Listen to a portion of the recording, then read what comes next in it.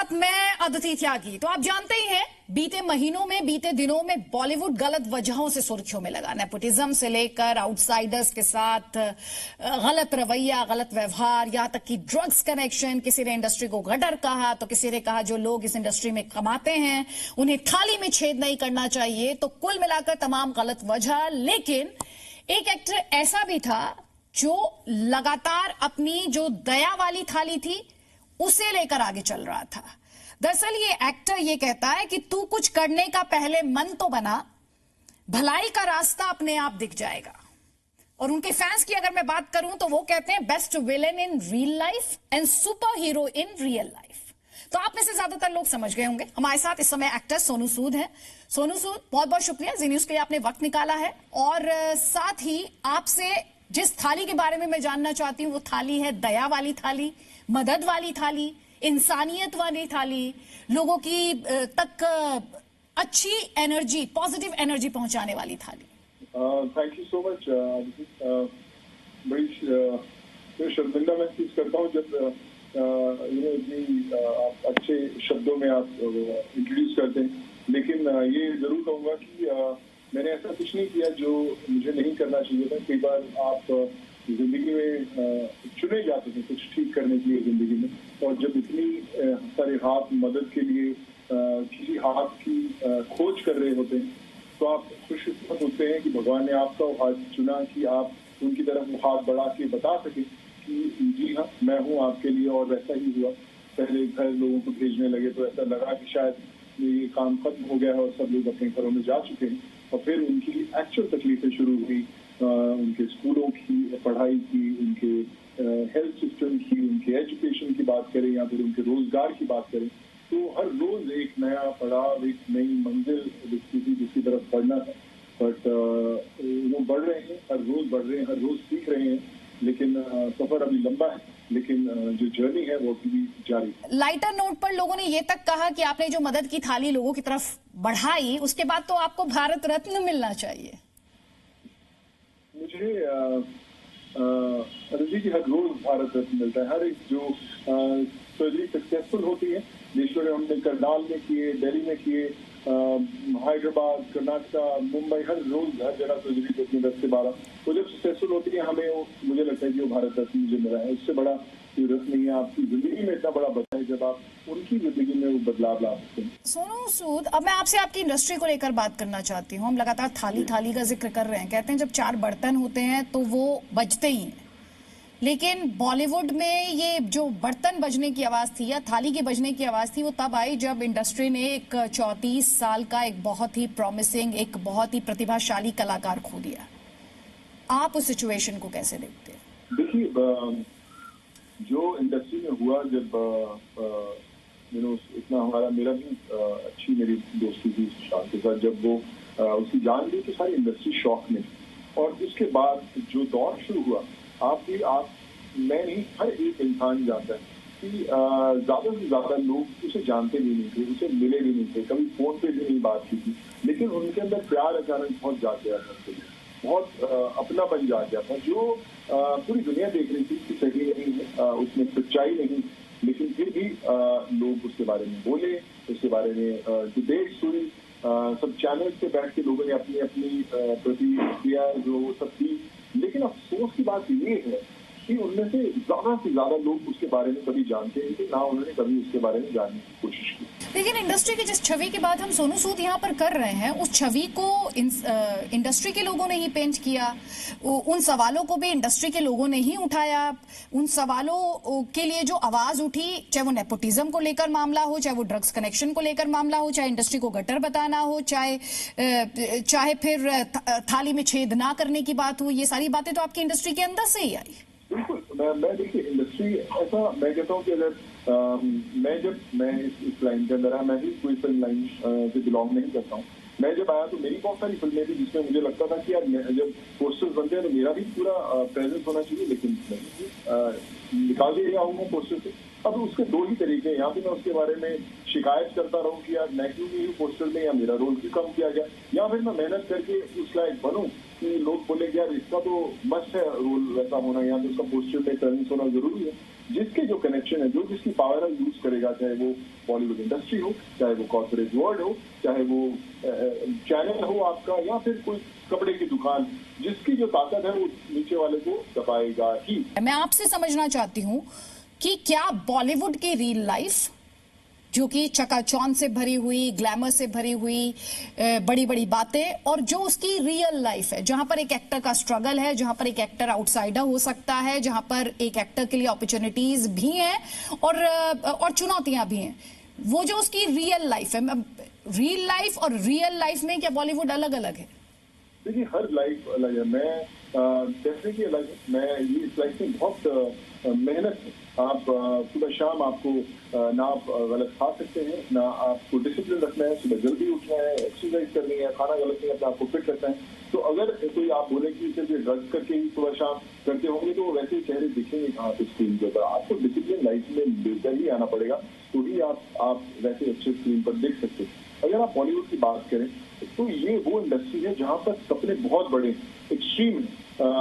आपको हर फील्ड से सबसे ऊपर ले जाते हैं। सारी पूरी दुनिया, चाहे वो कोई भी डिपार्टमेंट हो, वो बॉलीवुड को एक हीरोज देखते हैं या अपने आइडल्स मानते हैं। लेकिन जब वो टूटते हैं तो उसकी आवाज जो होती है बहुत जोर से होती है, बहुत सबको सुनाई देती है। क्या इस समय बॉलीवुड बटा हुआ है? ये मैं इसलिए कह रही हूँ क्योंकि जब थाली चम्मच बजने लगे तो सियासी दलों को दर्द शुरू हुआ, और फिर एंट्री हुई बुलडोजर की। लोगों के घर बुलडोजर चले, ऑफिस में बुलडोजर चले, और बॉलीवुड का जो एक गुट था वो चुप हो गया। देखिए, वो गुट ने कभी बात भी नहीं किया था। आपको ये भी देखना चलेगा, अगर आप एक बोलते ना, एक बड़ी कहावत है कि every action has an equal and opposite reaction. जब आप एक एक्शन लेते हो जिंदगी के अंदर, आपको उसकी रिएक्शन के लिए तैयार होना बहुत इंपॉर्टेंट है। आप ऐसा नहीं बोल सकते कि मैंने एक्शन लिया उसका रिएक्शन नहीं होगा। उसका रिएक्शन होगा ही होगा। जब आप एक बड़ी जैसे कहावत होती है कि तोल मोल के बोल, जो शब्द आपके मुंह से निकलते हैं कभी वापस नहीं आते। ये बड़ा सोच समझ के बोलना चाहिए, क्योंकि आपके शब्दों की बहुत कीमत है। दुनिया उसका इंतजार कर रही है। अगर आप उन शब्दों को एक बार निकाल दें, उसके बाद आप जितना भी उसके बारे में बात करें वो कभी नहीं होगा। आप वो एक्सपेक्ट नहीं कर सकते कि अगर आप किसी के बारे में बात करेंगे तो आपके साथ लोग आपके खड़े हैं। हम जिस स्टेटमेंट की बात करें, जिस पर आप कह रहे हैं कि रिएक्शन आना ही था, उस इंडिविजुअल के साथ भी हमने लोगों को खड़े हुए पाया, लेकिन एक गुट था बॉलीवुड का ही जो खामोश हो गया। वही गुट था जो सुशांत सिंह राजपूत की मौत पर भी खामोश हो गया था, और ये वही गुट था जब रिया चक्रवर्ती की गिरफ्तारी हुई तो उसे एक उसमें पटरिया की। देखिए, नजरिया, मैं वही बोल रहा हूँ कि नजरिया है। जब एक स्टेटमेंट आती है, देखिए पता सबको है। आप बोलते हैं कि जब बिल्ली दूध पीती है तो आंखें बंद कर लेती है और वो सोचती है मुझे शायद कोई नहीं देखता। ऐसा नहीं होता, लोग सब देख रहे हैं। मैं अगर एक इंसान ने सोचा कि किसी एक इंडिविजुअल के साथ गलत हो रहा है तो सब इकट्ठे आते हैं, रिएक्ट करते हैं, और फिर समय आपको बताता है कि आपने इस समय सही किया था या गलत किया। लेकिन रिएक्ट करना, मैं आपको बताता हूँ, जैसे मैंने बोला कि मेरे पास बहुत सारे पर्सनल एक्सपीरियंसेस हुए। जब मैं इंडस्ट्री में आया था तो मुझे बड़ी दफा लगा कि यार क्या हो रहा है, मैंने क्या कमाल का सीन किया था, वो कट गया सीन यार, वो तो रहा नहीं पिक्चर के अंदर। मैं बहुत तरीके से रिएक्ट कर सकता था, लेकिन वो हर एक मेरे लिए लर्निंग एक्सपीरियंस था। मुझे पता चला कि आप एक्सपेक्ट मत कर कीजिए कि लोग आपके साथ आएंगे। आपके साथ आपके सिर्फ परिवार वाले ही खड़े होते। ये बड़ा ही ये सच है। ये ना सिर्फ इंडस्ट्री का पर हर एक फील्ड का सच है। जब तक आपके साथ आपके परिवार वाले जुड़े हुए हैं आपके साथ, वो आपका रियल एक्चुअली फोर्स है जो आपको आपके पैरों पर टिका के रखते हैं। आप एक्सपेक्ट मत कीजिए कि दुनिया आपके साथ आए। अगर आप सही हैं तो आप जंग जरूर जीतेंगे। ठीक है, मैं आपसे बहुत डायरेक्ट सवाल पूछती हूँ। नेपोटिज्म को लेकर जो बातें हुई हैं, आउटसाइडर्स के साथ जो बॉलीवुड का रवैया है, या फिर ये जो ड्रग्स कनेक्शन को लेकर बातें हुई हैं, आप इन सभी मुद्दों पर इंडस्ट्री को कैसे, अगर मैं आपसे कहूँ 1 मिनट में बताइए मुझे, क्या ये एग्जिस्ट नहीं करता इंडस्ट्री में या करता है? देखिए बिल्कुल है। मैं अगर एक आउटसाइडर सोने से पंजाब से आगे बोलेगा एक्टर बनने के लिए, तो कोई ब्रेक नहीं देगा। उसको धक्के खाने ही पड़ेंगे, उसको ऑफिस से रिजेक्शन मिलने ही पड़ेंगे। लेकिन वही सोने से जब 20 साल बिताने के बाद अगर उसकी फैमिली का कोई बेटा बड़ा होगा तो उसके लिए थोड़ा सा इजी जरूर होगा, क्योंकि उससे लोग जानते होंगे, उसकी एक कहीं ना कहीं उसका रास्ता बना होगा। तो जिन एक्टर्स, डायरेक्टर्स के बेटे बेटियां उनको काम मिल रहा है, तो उनको तो काम मिलना उसी दिन से तय हो गया था जिस दिन उनकी घर में पैदाइश हुई थी, क्योंकि वो बड़े भी उसी माहौल में हुए, उनको खिलाने वाले भी वो डायरेक्टर थे, उनके बर्थडे पार्टी से भी वही डायरेक्टर थे। जब वो जिनको जानते हैं तो उनको लॉन्च तो करेंगे, वो तो है, उसके बारे में आप कितना भी रोए चिल्लाएं वो आप उसको डिनाई नहीं कर सकते। जिनके जो कनेक्शन हो उनको तो काम मिलना ही है, तो उसके बारे में बात करने का भी फायदा नहीं है। एक जनरेशन को स्ट्रगल करनी पड़ती है, अगले जनरेशन के लिए रास्ते खुले होते हैं, वो तो तय है। दूसरी बात, अगर आप बात करें, जिसकी जो ताकत है वो हमेशा इस्तेमाल करता ही करता है। अगर मैं नया आया था जो बॉलीवुड के अंदर, अगर मेरे टीम जब कटे फिल्मों से, मैं भी अड़ सकता था यार ये मेरा सीट क्यों कट रहा है भाई, क्योंकि मेरी ताकत नहीं थी, मुझे कोई जानता नहीं था, तो मैं चुपचाप देखता रहा, धीरे धीरे नाम बनाता रहा। फिर ऐसी स्टेज आई थी, लोगों ने बोला नहीं काट सकते इसका थी, आप अपना जवाब दी। तो आई थिंक ये स्ट्रगल का दौर हमेशा था, हमेशा रहेगा। एक जनरेशन स्ट्रगल करेगी, दूसरी जो है रूल करेगी, वो कभी खत्म नहीं होगा।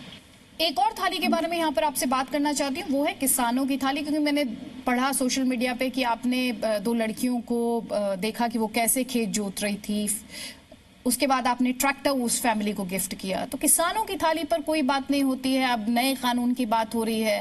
दरअसल अगर मैं किसानों की खासतौर पर देश के अन्नदाता की बात करूँ, वो कब हीरो बनेगा? देखिए, वो तो पहले से हीरो, मैं इतने समय से लगा हूँ। मैंने रोजगार के अंदर एक लाइन बना दिया है जो बहुत अच्छा उसका रिस्पॉन्स है। फिर हम लोग मेडिकल और एजुकेशन के अंदर कर रहा। अगला मेरा काम किसानों के ऊपर ही, मैं बहुत स्टडी कर रहा हूँ कि इनको कैसे इनके लिए काम किया जाए, इनकी कैसी जो सब्जियां हैं सोसाइटी में पहुंचे, बहुत कर रहा हूँ मैं। बेचारा किसान है, वो देख रहा है कोई शख्स अपने हाथ पे रोटी घुमा रहा है, तो सबसे ज्यादा दिक्कत में तो किसान है इस वक्त। और ये तो वो देश है जो जय जवान जय किसान का नारा बार बार देता आया है, मतलब हम 60s से इस नारे की बात कर रहे हैं। देखिए, वो तो है हमेशा ना, जय जवान जय किसान। मुझे याद है कि पंजाब में हम स्कूल जाते थे तो ट्रॉली के पीछे लगा रहता था जय जवान जय किसान, उस समय हमें उसकी अहमियत पता चलती थी। लेकिन आज की डेट में मैं ये कहूँगा कि किसान सबसे बड़ा सफर है, उसे सबसे ज्यादा जरूरत है इस देश की सरकार की, लोगों की, उसका हाथ थामे। देश की धड़कन है किसान, अगर उसको नहीं थामोगे तो देश की धड़कन रुक जाएगी। मेरा आखिरी सवाल आपसे है, यूपी के सीएम योगी आदित्यनाथ उत्तर प्रदेश में फिल्म सिटी बनाने की बात कर रहे हैं, एक और फिल्म के लिए, इंडस्ट्री के लिए एक सेटअप क्रिएट करने की बात कर रहे हैं। एज एन एक्टर आप क्या महसूस करते हैं?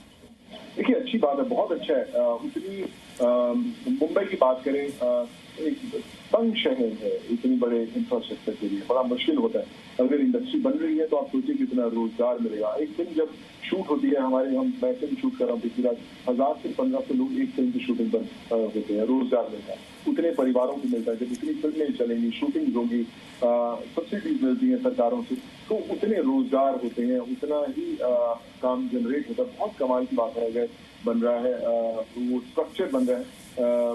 एंड आई थिंक कि ज्यादा से ज्यादा जो पैसा है वो ऐसे कामों में लगाना बहुत जरूरी है जहाँ पर रोजगार आपके लिए। हमने अपने दर्शकों से पूछा था कि वो क्या सवाल आपसे पूछना चाहेंगे। एक सवाल है, इंटरेस्टिंग सवाल है। वो सवाल दरअसल ये है, क्या बॉलीवुड को जो बातें, जो एक तरह का कैंपेन भी है, आपको लगता है कि बॉलीवुड को ड्रग टेस्ट से होकर गुजरना चाहिए ताकि जो एक बड़ा सवालिया निशान है हमेशा के लिए से हटा दिया जाए? क्योंकि खास तौर पर जब इस तरह के वीडियोस आते हैं तो लोगों के जहन में बहुत सारे सीरियस कंसर्न्स क्रिएट होते हैं। बिल्कुल आदित्य, मैं बिल्कुल मानता हूँ कि जब ये वीडियोस आते हैं लोगों पर एक बहुत ऐसी छाप छुटती है जो लोगों को लगता है कि ऐसा कुछ ना कुछ होता होगा तभी ये सब चीजें हैं। और क्यों नहीं, अगर सही है तो बोलिए, किसी तरह के टेस्ट ले लीजिए, जो मर्जी कर लीजिए, हम तैयार। तो लोगों को शायद जो मन के अंदर, जो सोच के अंदर शायद उनके डाउट है वो भी क्लियर हो जाए। सही है तो सही है, गलत है तो गलत है। तो वो मुझे लगता है कि हार्म नहीं है सामने आने में। कुछ अगर आपसे कुछ सवाल पूछे कि भैया आपने किया, तो बोला ले लो भैया टेस्ट दो, अगर मैं सही हूँ तो मैं सही हूँ और गलत हूँ तो उसकी सजा दे दीजिए। आई थिंक वही एक तरीका है सामने आने का। अगर मैं सुशांत सिंह राजपूत केस की बात करूं, आपने कहा लोगों ने तरह तरह की बातें की, उन लोगों ने बातें की जो शायद कभी सुशांत सिंह राजपूत से मिले नहीं। सुशांत सिंह राजपूत के केस में आपको क्या लगता है? बहुत सारे लोग, आप ही की इंडस्ट्री के लोग, इसमें मर्डर का एंगल ढूंढ रहे हैं, आप क्या देखते हैं? देखिए, मैं बड़ा थोड़ा सा इमोशनल हूँ इन चीजों के मामले में। अगर किसी परिवार में कोई फैमिली का जो इंसान चले जाता था तो मैं बड़ा डर के उस घर में जाता था अफसोस करने के लिए। मुझे समझ नहीं आता था कि मैं उस टॉपिक के बारे में कैसे बात करूं कि आपके परिवार का सदस्य चले गया, तो मेरे पास शब्द नहीं होते। और जब सुशांत सिंह राजपूत गए और मैंने इंडस्ट्री के बहुत सारे लोगों को उसके बारे में डिबेट करते हुए, उसके बारे में चर्चा करते हुए, उसके बारे में एक ऐसे बनाते हुए देखा, तो मुझे बहुत दुख हुआ। मुझे बड़े लोगों ने पूछा कि आप क्यों नहीं बात करते। मैं बोला कि मैं उसे शायद 4, 5, 10 दफा मिला होंगे। मेरे दोस्त नहीं थे, लेकिन मेरे साथ बहुत बार जिम में वर्कआउट किए होंगे। और वो एक इंसान था जो बहुत सारे सपने लेके अपने शहर से आया था, इस शहर में अपने सपने पूरे करने, और उसने किए भी, अचीव भी किया। बहुत सारे लोगों के लिए एग्जाम्पल सेट किया कि सक्सेसफुल कैसे किया जा सकता है अपने आप को मेहनत करके। और जब वो इंसान आपके बीच में से चले जाता है, आप उसको फोकस रखकर उसको एक अपनी जिंदगी का हिस्सा बना के खुद से लाइमलाइट लेना चाहते हैं, तो उससे सैड चीज कुछ नहीं हो सकती, उससे बुरी चीज कुछ नहीं हो सकती। मुझे अगर आप बात करें तो मुझे कोई हक नहीं बनता कि मैं उसके बारे में बात करूं, क्योंकि मैं उस लायक नहीं हूं, मेरी वो पोजीशन नहीं है कि मैं उसके बारे में बात करूं। लेकिन जो भी बात कर रहा है, मैं उससे ये सवाल जरूर पूछना चाहता हूँ कि आपको किसने हक दिया उसके बारे में बात करने का, जब उसके परिवार वाले, उसके माँ बाप, उसके जो फादर हैं, उनकी सिस्टर्स हैं, उनको हर रोज वो डिबेट देकर अनजान लोग बैठे उनके बारे में बात करें, उनको कितना दुख होता हुआ देखकर आपको किसने हक दिया सर?